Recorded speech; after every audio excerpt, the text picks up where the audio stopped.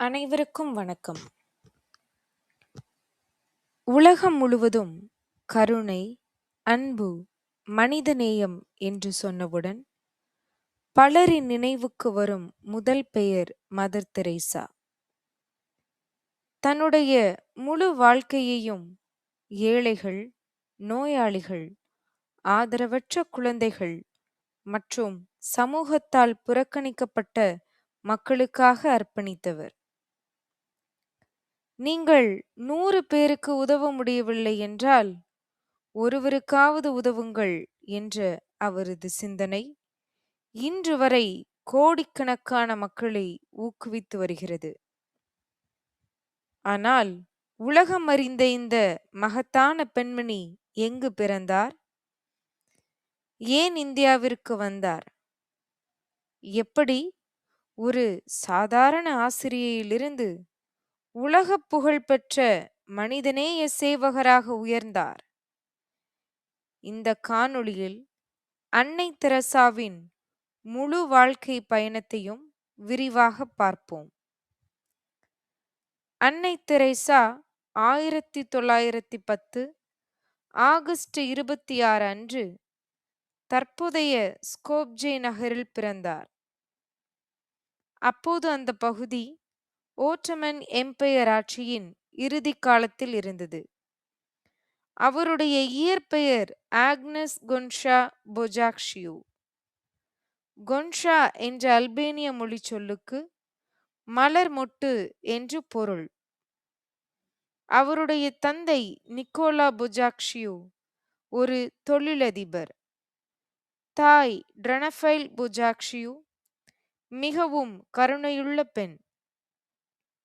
வீட்டிற்கு வரும் ஏழைகளுக்கு உணவு வழங்குவது, ஆதரவற்றவர்களுக்கு உதவுவது போன்ற பழக்கத்தை சிறு வயதிலிருந்தே ஆக்னஸ் பார்த்து வளர்ந்தார்.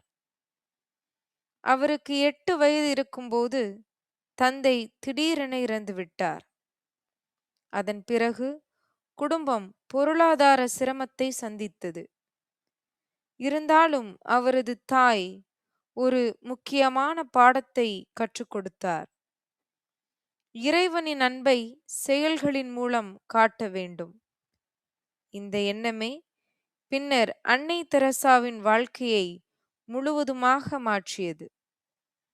சிறு வயதிலிருந்தே தேவாலய பணிகளிலும் பாடல் குழுக்களிலும் மத பணிகளிலும் ஆர்வமாக இருந்தார். 18 வயதில் தனது வாழ்க்கையை இறைவனுக்கும் மனித சேவைக்கும் அர்ப்பணிக்க முடிவு செய்தார். 1928 ஆண்டு ஆக்னஸ் தனது குடும்பத்தை விட்டு வெளியேறினார். அவர் சிஸ்டர்ஸ் ஆஃப் லொரேட்டோ என்ற கன்னியாஸ்திரி அமைப்பில் சேர்ந்தார். முதலில் அயர்லாந்து சென்றார். அங்கு ஆங்கிலம் கற்றுக்கொண்டார். ஏனெனில் இந்தியாவில் பள்ளிகளில் கற்பிக்க ஆங்கிலம் அவசியமாக இருந்தது. 1929 ஆண்டு இந்தியா வந்தார். அவர் டார்ஜிலிங்கில் பயிற்சி பெற்றார். பின்னர் கொல்கத்தா நகரில் உள்ள லொரேட்டோ கான்வென்ட் பள்ளியில் ஆசிரியையாக சேர்ந்தார். அவர் புவியியல் மற்றும் வரலாறு பாடங்களை கற்பித்தார். மாணவர்கள் அனைவரும் அவரை மிகவும் நேசித்தனர். 1931 அவர் தெரேசா என்ற பெயரை தேர்ந்தெடுத்தார். 1937 மத உறுதிமொழி எடுத்த பிறகு அனைவரும் அவரை மதர் தெரேசா என்று அழைக்கத் தொடங்கினர். 1946 ஆண்டு டார்ஜிலிங் நோக்கி ரயிலில் பயணம் செய்து கொண்டிருந்த போது தனது வாழ்க்கையை முழுவதுமாக ஏழைகளுக்காக அர்ப்பணிக்க வேண்டும் என்ற ஆழமான ஆன்மீக அழைப்பை உணர்ந்ததாக அவர் பின்னர் கூறினார். இதை அவர் தனது கால் விதின் அ கால் என்று விவரித்தார். அந்த நேரத்தில் கொல்கத்தா நகரின் குடிசை பகுதிகளில் மக்கள் உணவு, மருத்துவம், அடிப்படை வசதிகள் இன்றி கடினமான சூழலில் வாழ்ந்து கொண்டிருந்தனர். இதைக் கண்ட அவரது தனது ஆசிரியர் பணியை விட்டுவிட்டு ஏழைகளுக்காக நேரடியாக சேவை செய்ய முடிவு செய்தார். அவர் மருத்துவ உதவிக்கான அடிப்படை பயிற்சியையும் பெற்றார். 1950ஆம் ஆண்டு அவர் மிஷனரிஸ் ஆஃப் சேரிட்டி என்ற அமைப்பை தொடங்கினார்.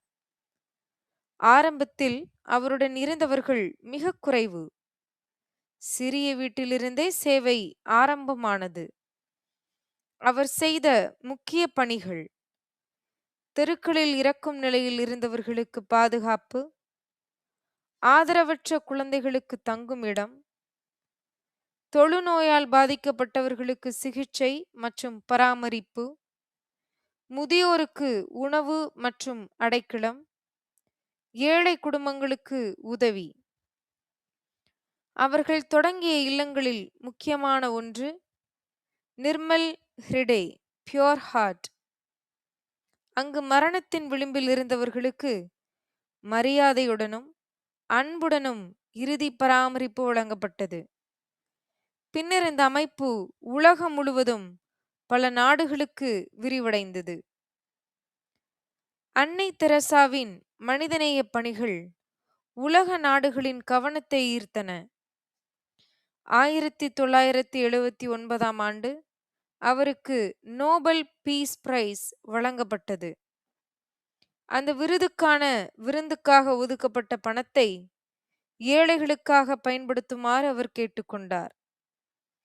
1980ஆம் ஆண்டு இந்தியாவின் உயரிய குடிமக்கள் விருதான பாரத் ரத்னா விருது வழங்கப்பட்டது.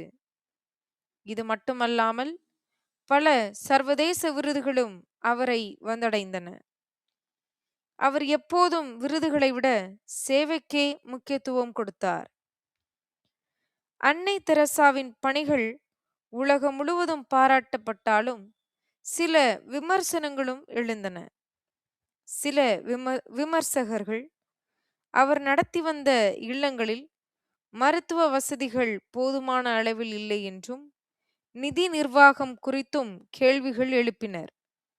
மற்றவர்கள் மிகவும் குறைந்த வளங்களுடனும் உதவி கிடைக்காத மக்களை கவனித்ததே அவரது அணைப்பின் முக்கிய பணி என்றும், அவர் ஆயிரக்கணக்கான மக்களுக்கு இறுதி நேரத்தில் அன்பும் மரியாதையும் அளித்தார் என்றும் வலியுறுத்துகின்றனர். இந்த விவாதங்கள் இன்று வரை வரலாற்றாசிரியர்கள் மற்றும் ஆய்வாளர்களால் பேசப்பட்டு வருகின்றன. 1997 செப்டம்பர் 5 அன்று கொல்கத்தாவில் அன்னை தெரசா காலமானார். அவருக்கு இந்திய அரசு மரியாதையுடன் இறுதிச் சடங்கு செய்தது. அவரது மறைவுக்கு பிறகும் அவர் தொடங்கிய அமைப்பு உலகம் முழுவதும் தனது சேவையை தொடர்ந்து வருகிறது. 2016ஆம் ஆண்டு போப் பிரான்சிஸ் அவர்களை புனிதராக அறிவித்தார். அதன் பின்னர் அவர் அதிகாரப்பூர்வமாக செயின்ட் தெரசே ஆஃப் கல்குட்டா என்ற கத்தோலிக்க திருச்சபையில் போற்றப்படுகிறார்.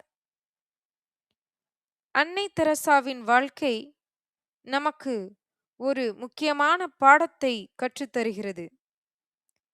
பிறருக்கு உதவுவதற்கு பணம் அல்லது பெரிய பதவி மட்டும் தேவையில்லை.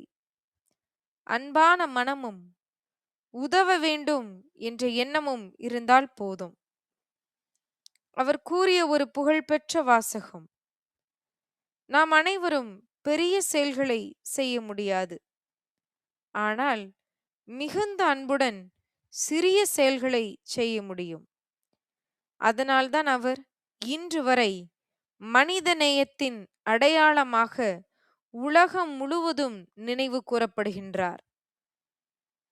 இந்த காணொளி உங்களுக்கு பயனுள்ளதாக இருந்தால் லைக் செய்யுங்கள், உங்கள் நண்பர்களுடன் பகிருங்கள். மேலும் இது போன்ற வரலாற்று மற்றும் வாழ்க்கை வரலாறு காணொளிக்காக எங்கள் சேனலை சப்ஸ்கிரைப் செய்ய மறக்காதீர்கள். நன்றி.